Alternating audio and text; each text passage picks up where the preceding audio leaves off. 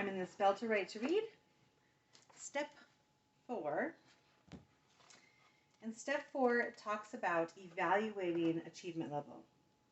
So if your student is not a reader yet, if you're starting this kindergarten, first grade, and they're not reading at all, don't do this step until after section G, or it says at least 140 spelling words. Okay? So what are you doing this for? So many places test for tests. Achievement test, MAPS testing, standardized testing. I have children who are older, and they've always tested at first grade. One of them hates testing, goes as fast as he can, and doesn't care if he gets them right. One of them stresses over testing and doesn't answer the questions because he only goes through 10 because he's so stressed out. So I have found that testing isn't always pencil and paper.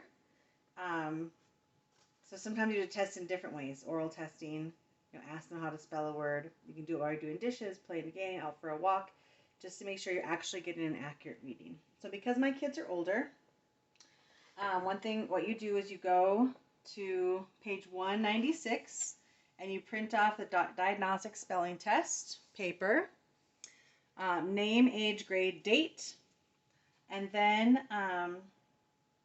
you go to 197 and administer the test. Read these instructions word for word. I will dictate each spelling word, okay? So you're going to do it without giving them extra wording, okay? So if they're a kid that doesn't do well with writing it down, I'm here to do an oral test. You do need to make sure you're sticking to a similar dictation so you're not giving them hints.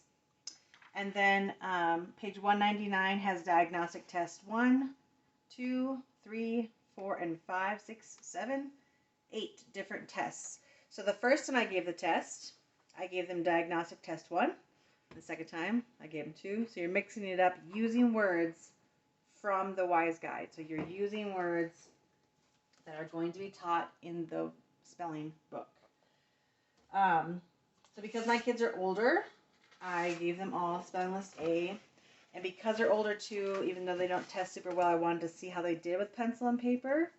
And also looking at their handwriting. So you can see, I shouldn't have her name here. My girl, not necessarily because I had students who had super nice handwriting that are boys. But you can see kind of, I want to get a sample of the handwriting. And then how we corrected it. So 1 obviously starts in list A. And then, well, he got this one wrong, lead. But then he started really getting them wrong, 17, 18, got a couple right. And here's where he started getting a whole bunch wrong. So what you do for scoring the test is on page 198. It says words correct. So you're not doing like how many. So I did 50 words. The words correct were 20. So they got 20 words correct. And if you don't do all 50 words, if you start off with less, that's fine. Mine got overwhelmed when I got to like word 36 and they were getting them all wrong. I kept going because my other kids wanted to keep going, but I realize now that I should have stopped for my ones who were getting overwhelmed. So my one child got 20 correct, and that puts him at grade status 4.1. Okay, the 4 is the grade level on the diagnostics standards set for our country, and then point is the month. So he can spell well at grade 4 first month, grade 4 second month, grade 4 third month. You see that? It's going by months. And then, so if he got 20 right, oh, I'm sorry, he's on third grade, 9th month, and that puts him at spelling level N. So what I could do is I could jump ahead in the WISE Guide book to letter N, and I could start my spelling lessons here with letter N. Even though I have older kids, I started with A because I feel like this amount they are not confident in.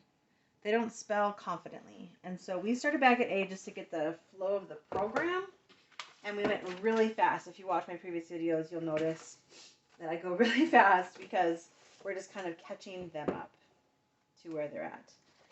Let's see if there's any other notes that I circled to say.